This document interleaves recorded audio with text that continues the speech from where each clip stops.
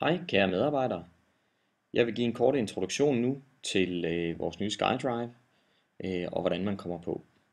Når I logger på Personaleintras forside, så nede i links vil I kunne finde en pind, der hedder SkyDrive. Når I trykker på den,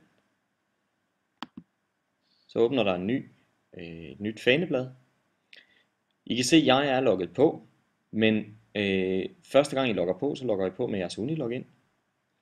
Jeres e-mailadresse hertil vil være jeres Unilogin-navn @daxnet.dk, og jeres kode er naturligvis jeres Unilogin-kode. I har 25 GB plads på SkyDrive, og det er muligt at lægge alle dokumenter her.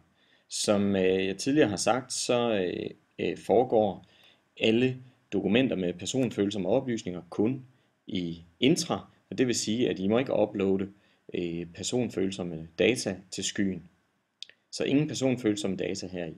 De tynde klienter, vi har købt til eleverne, indeholder Word, Excel, PowerPoint og Notes. Og de her dokumenter, når I trykker på dem, så opretter den et Word-dokument.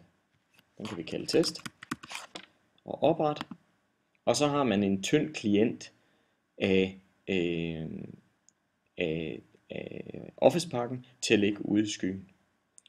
Og når man så vælger at gemme herude, så trykker man på gem, og så gemmer den dokumentet i skyen.